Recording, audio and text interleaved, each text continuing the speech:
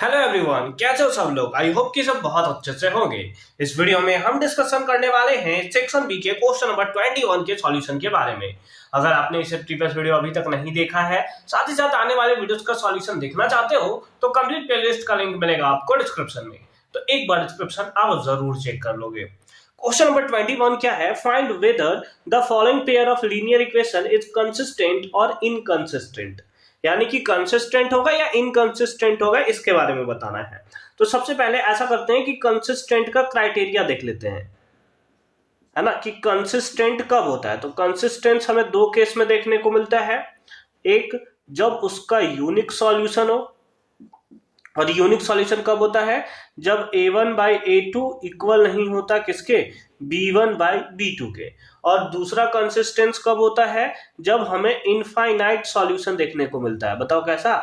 Infinite solution देखने को मिलता है, यानी कि a1 by a2 is equals to b1 by b2 is equals to c1 by c2, है ना।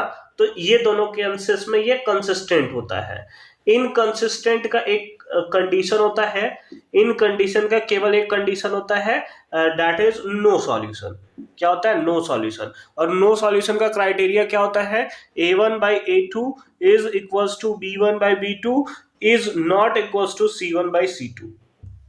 ये होता है। अगर हम लोग इस क्वेश्चन को सॉल्व करेंगे, किसी एक क्राइटेरिया को फुलफिल करेगा, तो उस बेसिस पे हम लोग बता देंगे। ठीक है, ध्यान से देखोगे। कंसिस्टेंट अगर ऐसा और ऐसा दिखा तो कंसिस्टेंट, इनकंसिस्टेंट के केस में ये दोनों तो इक्वल होते हैं बट ये इक्वल नहीं होता। चलो ठीक है। और सॉल्यूशन यूनिक होता है, इनफाइनाइट होता है, और कोई भी सॉल्यूशन नहीं होता। ठीक है, चलो आ जाओ। तो अब हमारे पास क्वेश्चन क्या दिया हुआ है? पहला दिया हुआ है 2x 3x plus 2y is equals to 8। इसको हम लोग इस फॉर्म में लिख सकते हैं a1x plus b1y equals to c1। या ऐसा करते हैं ना कि ये प्लस में इधर आता है तो माइनस में इज इक्वल्स टू 0, है ना। बस इसको हमने इधर लिख दिया, plus c1 is equals to कितना? 0। तो इस बेसिस पे यहां से आप क्या निकाल सकते हो कि यहां पर हम लिख सकते हैं कि हेयर a1 इक्वल्स टू कितना? a1 का वैल्यू किसके? 3 के इक्वल। ठीक है। b1 का वैल्यू किसके? 2 के इक्वल। और c1 का वैल्यू किसके? -8 के इक्वल। ठीक है।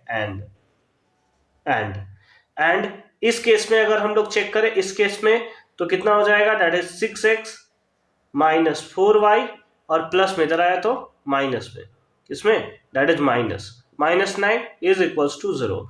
तो यहां से हमारे पास a2 आ जाएगा, a2 आएगा 6, है ना, b2 आ जाएगा -4, और c2 जो है वो आ जाएगा कितना? That is -9।